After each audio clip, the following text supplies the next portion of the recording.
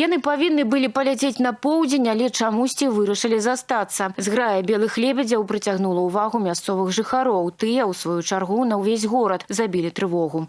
Звонила супруга моя и в МЧС, звонила и в охрану природы, и на телевидение, и в цирк звонили. Вода ў возеры даўно змерзла, а на вуліцы сур'ёзны мінус, па начах каля 25. Добрыя людзі ўзялі над птушкамі шэфства, вырашылі, што лебедзі ад холаду і голаду могуць загінуць. Суседзі па чарзе прыходзяць на возера іх падкормліваць. Леонид Дзёмін нават распрацаваў правільнае лебядзінае меню. Кормлю овсяную кашу, ячневую, ячменную.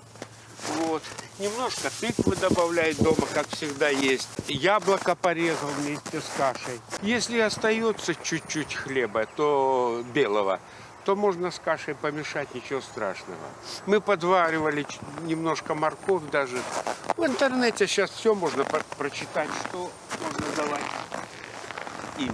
Я не знаю, почему они не улетели. Лебедь-шыпун на зіму мігруе на поўдзень. Змена лакацыі адбываецца, як правіла, у рэгіёны з незамерзаючымі вадаёмамі. Звычайна гэта поўдзень міжземнамор'я, могуць таксама паляцець у Егіпет, Ірак ці Камчатку. Істотна пацяплелы беларускі клімат птушкам, магчыма, спадабаўся. І нечакана марозная і снежная зіма не памяняла птушыных планаў. У выратавальнай аперацыі прынялі ўдзел адразу некалькі экстранных службаў. У выніку першай спробы з 6 птушак атрымалася злавіць 2. 2 улецелі, і одна лебедзіная пара засталася. Выратавальную аперацыю вырашылі паўтарыць. Мясцовыя жыхары заўважылі лебедзі, якія адмовіліся ратавацца, з возера кудысьці улятаюць на начоўку. Раніцай вяртаюцца зноў паснедаць і паабедаць. Разнастайны рацыён ацэнілі і качкі. Мясцовыя жартуюць, возера для іх як рэстаран. І навошта кудысьці ляцець, калі і тут нядрэнна кормяць.